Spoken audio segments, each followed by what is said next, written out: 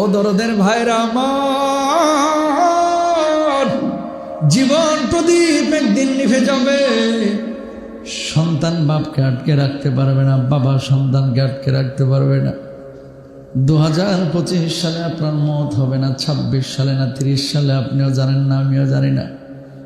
ও কলিজার ভাই, আল্লাহ রাব্বুল আলামিন আয়াতে কারিমার মধ্যে বললেন, একদিন তোমার জীবন প্রদীপ নিভে যাবে, কবরের জিন্দগিতে তুমি চলে যাবা, আখিরাতের মুখোমুখি হবা, হাসরের মুখোমুখি হবা। 24 সালে কি উপার্জন করেছো, টাকা পয়সা সেটা ম্যাটার না, কি আমল তুমি সঞ্চয় করেছো আল্লাহ রাব্বুল আলামিনের আমলের ব্যাংকে, এইটা একটাবার ফিকির করো, চিন্তা করো। 24 সাল 23 সাল গিয়েছে, 22 সাল গিয়েছে, ওই কবরের জিন্দগির জন্য, আখিরাতের জিন্দগির জন্য, হাসরের জিন্দগির জন্য কি আমল করেছো, কি অগ্রিম পাঠিয়েছো, হিসাব নিকাশ করে রাখো। আনন্দ করছো, উদযাপন করছো, তোমার আমলের ব্যাংকের অ্যাকাউন্ট একেবারে শূন্য হয়ে আছে। একদিন মারা যাবা, যেদিন মৃত্যু আসবে তুমি টেরও পাইবা না কখন তোমার কাছে মৃত্যু এসে হাজির হয়ে যাবে। বলুন আল্লাহু আকবার। মালাকুল মাউত যখন আপনার কাছে এসে হাজির হয়ে যাবেন, আপনি বলবেন হাত্তা ইদা জাহাদাহুল মাউত ক্বালা রাব্বিরজিউন লাআল্লি আমালু সালিহা ফীমা তারাকতু কাল্লা ইন্নাহা কালিমাতুন হুয়া কাইলুহা। আল্লাহু আকবার বলেন। মালাকুল মাউত যখন একজন মানুষের সামনে এসে হাজির হয়ে যাবে, মানুষটা তখন আতকে উঠবে, ও মালাকুল মাউত, আমার জীবন প্রদীপকে এক্ষুনি নিভে যাবে, আমার কি সময় শেষ হয়ে গেছে।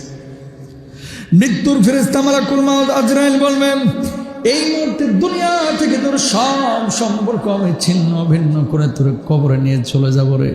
মানুষটা তখন বলবে, ও হাই হাই হাই, আমি তো বুঝি নাই আমার মৃত্যু চলে আসবে, আমার 2টা দিন সময় দাও, 3টা দিন সময় দাও, একটু সৎ কাজ করি। রব্বুল আলামিনের পক্ষ থেকে জবাব আসবে, আমি আল্লাহ রব্বুল আলামিন তোর কি 2024 সাল পুরো হায়াত দেই নাই, 22 সাল হায়াত দেই নাই, 40 বছরের জীবন দেই নাই, 50 বছরের জীবন দেই নাই।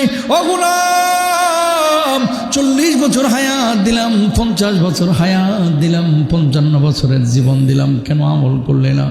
আজকে তুই মালাকুল মাউত আসার পরে 2টা দিনের সময় যাচ্ছিস। না না না, আজকে আর কোনো সময় দেওয়া হবে না, দুনিয়ার সব সম্পর্ক ছিন্ন ভিন্ন করে থাবা মেরে কলিজা থেকে রূহটাকে আলাদা করে দিবে। বলুন আল্লাহু আকবার। 2 নাম্বার মালাকুল মাউতের কাছে ওই মানুষ বলবে, ও মালাকুল মাউত, 2টা দিন তুমি আমার সময় দিলা না, কিন্তু আর একটা আবেদন আছে, তুমি আমার একটু আবেদনটা শুনো না। কি আবেদন? ফাআসসাদকা ওয়া আকুম মিনাস সালিহিন।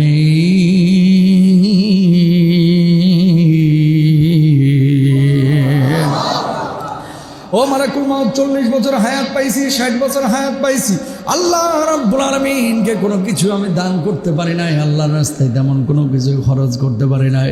ও মালাকুল মাউত, আমার রূহটা আজকে তুমি কবজ করো লাগো, 2টা দিন আমার সময় দাও, 3টা দিন আমার সময় দাও, আল্লাহর রাস্তায় একটু খরচ করে নেই, মসজিদ মাদ্রাসা একটু দান করে নেই, গরিব মিসকিনকে একটু খাবার দাবার খাওয়ায় নেই। মালাকুল মাউত বলবে, 60 বছর হায়াত পাইছিলি, এতগুলো জমা পড়লি কেন? আল্লাহ রাব্বুল আলামিনের রাস্তায় খরচ করলি না, কেন মসজিদ মাদ্রাসায় দান করলি না? আজকে তুই বলতেছিস 2টা দিন সময় দিতে।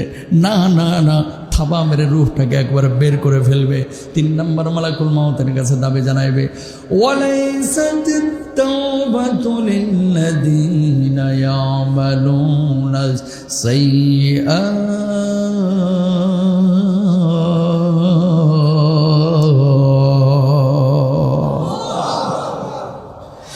ও মালাকুল মাউত, জীবন অনেক গুনাহ করেছি, সুদ খেয়েছি, ঘুষ খেয়েছি, জীবন প্রদীপ যখন নেমে যাচ্ছে, আজকে আমার বুঝ এসেছে আমার তওবা তো করা হয় নাই, একটু আমরা সময় দাও, একটু আমরা সময় দাও, আমি একটু তওবাটা করে নিই।